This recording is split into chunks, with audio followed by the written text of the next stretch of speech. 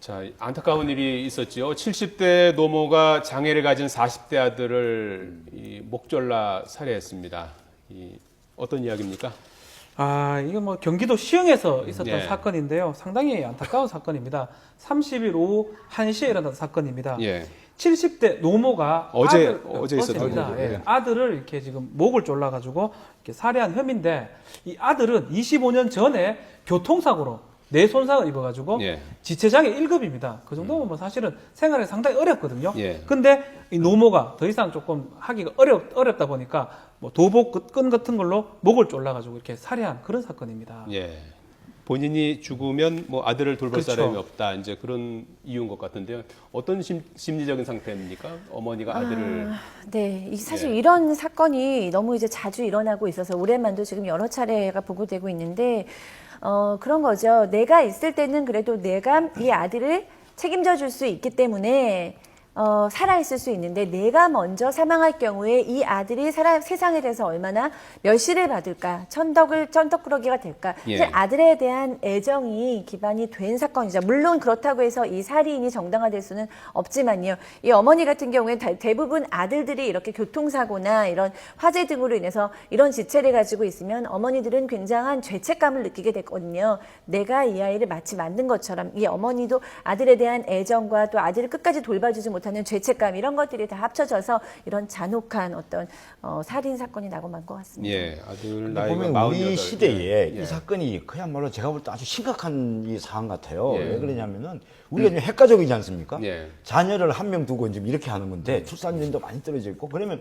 이 자녀 한 명이 나이를 먹고 부모가 이제 연세가 드시고 이러면은 이 경우에는 이제 물론 뭐 저 딸이 또 있지만, 만약에 한 명이라고 생각하면 엄마가 만약에 그 자식이 몸이 아파서 엄마가 계속 이제 돌봐야 된다. 네. 근데 이 엄마가 엄마마저 몸이 아프다. 그럼 내 자식이 천덕꾸러기 될 것 같으니까 막 내하고 같이 죽자.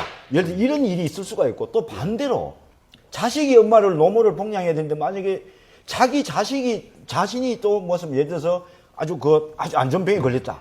그럼 우리 어머니 누가 돌보지 해서 또 같이 극한적인 상황을 선택할 수 있고, 이런 게 앞으로, 그러니까 이게 멀리 있는 얘기가 아니고 우리 옆집 앞집 이런 쪽 우리 가까이 있는 지금 어떤 사회적 현상 같아요. 그러니까 이런 일은 앞으로도 제가 볼 때는 자주 더 많이 빈번하게 발생할 가능성이 굉장히 높다. 그렇다면 우리가 이제 사회적으로 국가에서 어떤 복지 안전망이라는 이런 부분에서 저분들을, 그러니까 노모가 내가 죽더라도 우리 자식을 누가 돌볼 수가 있겠구나라는 마음, 또 반대의 마음, 이런 부분을 어떤 우리가 해결해 줄 수 있는 그런 글쎄요. 시스템을 빨리 만들어야 될 것 같아요. 사회적으로 이게 뭐 내용상 보면 이게 25년째 교통사고 후유증으로 25년째 누워 지내던 48살 아들 아니겠습니까? 네. 뭐 이제 70살 넘은 노모의 어찌 보면은 이제 빗나가도 한참 빗나간 자식 사랑이라고 이제 봐야 되는데, 그 내용을 보면은 상당히 그또 딱하기 네. 짝이 없어요. 마음이 이걸 어떻게 좀 아픕니다. 제3의 그 뭐 국가나 사회에서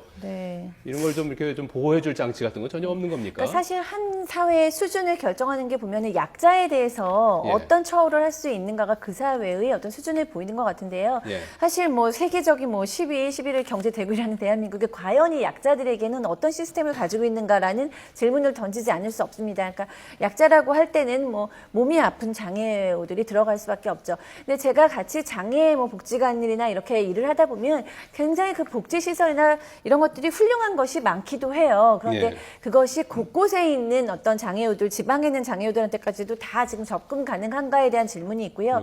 그 다음에 이들을 보호하는 보호자들이 그 시스템에 대해서 정확하게 인지를 못하고 있는 경우도 있기 때문에 그런 복지 시스템을 마련하는 것, 더 촘촘히 마련하는 것이 시급하고, 그 다음에 그것에 대해서 적극적인 홍보와 알림도 중요할 것 같습니다. 예. 처음에 경찰에 신고될 때는 이게 뭐 자살로 신고됐었다. 그렇습니다. 그 딸이 신고를 했어요. 딸이, 예. 엄마가 그러는데 오빠가 그 자살을 했다. 예. 목을 매서 자살했다 했는데 경찰이 가서 보면 금방 알 수 있습니다. 예. 그거는 살해한 이후에 목맨 것처럼 위장해서 매달아 놓는 거하고 예. 그 상태는 금방 알 수 있는 게 V자형이라고 그래가지고요. 예. 살아있을 때 목을 매게 되면 V자형으로 이렇게 사큰이라고 끈자국이 생겨요. 아. 근데 요번 같은 경우는 어머니가 교사를 했기 때문에 일자로 자국이 있었던 거죠. 이 매달린 사건이 없었기 때문에 경찰에서는 즉시 알 수 있었고, 예. 그래서 이제 추궁해가지고 바로 적발한 걸로. 딸은 뭐 잘못 알았을 수도 있겠죠. 그렇죠. 예. 다른 예, 뭐 어머니 얘기만 듣고요. 거짓말했을 수도 있고 뭐 잘못 알았을 수도 있고 그런 건데 자 70대 넘어가 이제 장애인 아들을 이 붕대와 도복 뭐 이렇게 목 졸라 살해한 혐의를 받고 있는데 처벌 수위가 어떻게 됩니까? 이게 원래 살인죄가 됩니다. 살인죄가 되면 무기징역이나 뭐 사형 5년 이상의 징역에 처할 수밖에 없는데 예. 예전에 이제 2015년 4월달에 있었던 사건 유사한 사건이 있습니다. 아이 그 지적 장애 있는 1급 아들이 있으니까 그 아들을 본인이 이제 죽고 뭐 있으면 애가 이제 더 살 수가 없으니까 둔기로 이렇게 살해하는 사건이 있습니다. 예. 결국은 그 부모는 이제 살아났는데 이 경우는 범행 동기는 잔인하지만 가족들이 다 선처를 바라고 집행유예를 받은 사건이 있습니다. 예. 그럼 사건을 비춰보면 뭐 어떻게 될지 모르겠지만 집행유예까지도 가능하지 않나 동기 측면에서 봤을 때 왜냐하면 본인도 좀 죽으려고 그랬거든요. 죽으려고 그랬는데 못 죽은 할머니도 측면 있기 돌아- 때문에 그랬군요. 그럴 수도 있을 걸로 보입니다. 예. 장애인 가족들의 뭐 다른 극단적인 선택 사례가 있습니까? 네, 일단 뭐 올해 4월 달에도요. 예. 서울에서 일어난 사건인데요. 예. 자신의 아파트에서 자고 있는 아들의 머리를 수차례로 이제 둔기로 때려서 예. 사망케 한 사건이 있습니다. 그러니까 이제 본인도 관절염과 또 고혈압 이런 걸 앓게 돼 있는데 이제 아들이 정신지체 1급이다 보니까 예. 참 이제 내가 죽고 나면 이 아들을 어떻게 돌볼 것인가라고 얘기해서 유서를 써놓고 이런 이제 사망 사건이 일어났는데요. 이런 사건이 사실은 왕왕 있습니다. 부모님이 자녀를 살해하는 사건 또는 동생이 예. 형을 살해한 사건도 있었습니다. 예. 자, 뭐 이참에 한번 다시 우리 그 사회 안전망 같은 걸 좀 돌아봐야 되겠죠. 방법이 있어야 됩니다. 만약에 이 사람이 내가 없으면 예. 우리 아이를 천덕꾸리가 돼버리면 사회에서 이게 살 방법이 없는 거거든요. 그래 그 자기가 자살을 하면서까지는 선택을 하는 거기 때문에 사회 안전망, 뭐 기초생활수급법이라든지 이런 것들을 정말 없더라도 이 사람이 살 수 있는 최소한의 어떤 기틀을 마련돼야지만이 이런 범죄들이 다시는 발생하지 않을 거예요. 아니, 나름 장치는 있어요, 우리나라도. 예. 뭐 보면 장애연금을 준다든지 해가지고 또 올해는 뭐 80만 원 선에서 한 13만 원 올려갖고 93만 원 정도 나가고 있고 그렇게 하는데 제일 중요한 거는 사실은요. 금전적인 것도 금전적인 거지만 장애인 돌봄이라는 시스템이 있습니다. 예. 장애인 돌보미 시스템. 이분들이 수시로 와가지고 그 사람들하고 면접하면서 관심을 가져주는 게 보다 더 중요하겠다 이런 생각이 듭니다. 예.